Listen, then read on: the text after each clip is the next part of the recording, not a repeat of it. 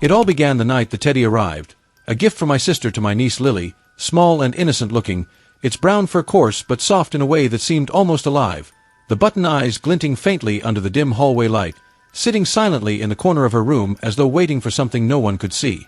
At first, it seemed harmless, and Lily hugged it to her chest, whispering secrets I couldn't understand, her tiny hands pressing into the fur as if she was speaking to someone old and familiar. I watched from the doorway, a chill creeping up my spine as I noticed the bear's head tilt slightly, almost imperceptibly, when I wasn't looking, and yet when I blinked it was perfectly upright again, facing forward, eyes glinting. That night, sleep eluded me, as subtle sounds emerged from the darkness of the room, soft creaking, whispering breaths, the faintest scratches across the wooden floor, too deliberate to be accidental. Each night the bear moved slightly, closer to Lily's bed, as if drawn to her in ways that defied reason, and I began to feel it watching me even when I left the room, an unblinking presence that followed my every step with patient intent. Then came the scratches. Tiny, deliberate scratches on the wooden floor, leading from Lily's bed to the door, then vanishing into the shadows. My sister still slept, unaware. I followed them one night and found nothing, only to wake the next morning to more scratches, this time forming words, carved deep and jagged into the wood. I never sleep. The message chilled me to the bone. Lily looked at the words calmly, smiling, as if she expected them. She whispered to the teddy, "He told you already," in a voice far older than her years, and I realized this was no longer a child's plaything. From that night on, she stopped sleeping altogether, her eyes wide, pupils too dark, reflecting the faint moonlight.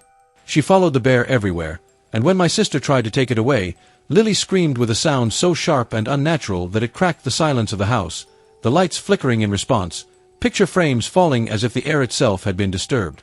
The bear slipped from my sister's hands, landing upright on the floor, and Lily's calm, flat voice said simply, "He stays."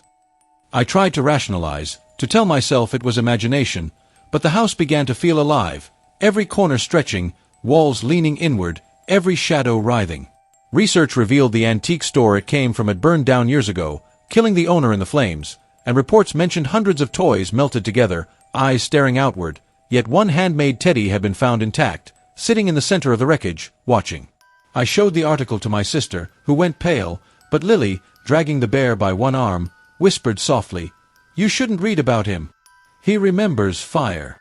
Soon, I could hear it in the night, subtle at first, then louder, the scratching beneath the floorboards, moving patiently, circling rooms, climbing walls, dragging something heavy, breathing softly, waiting.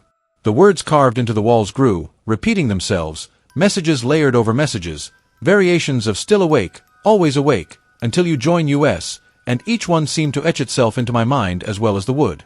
My sister stopped sleeping, my own nights became a struggle, each blink a potential trap, each shadow a threat.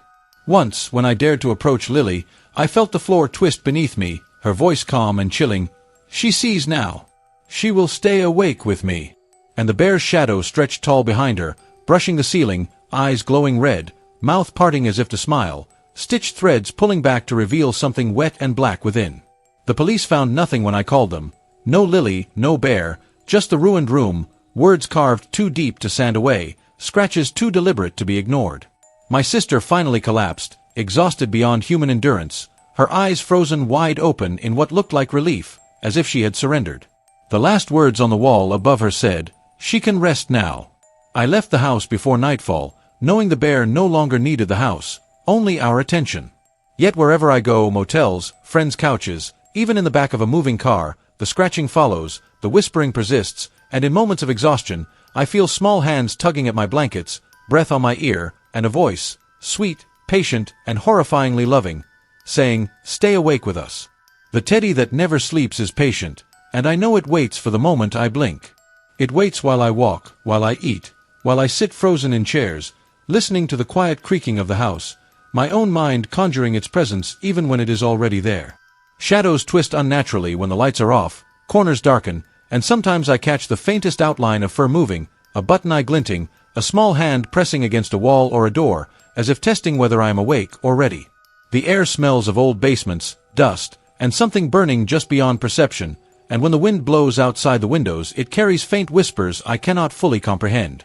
I hear Lily humming sometimes, low and slow, a melody that is too rhythmic, too deliberate, like a chant, echoing through the halls.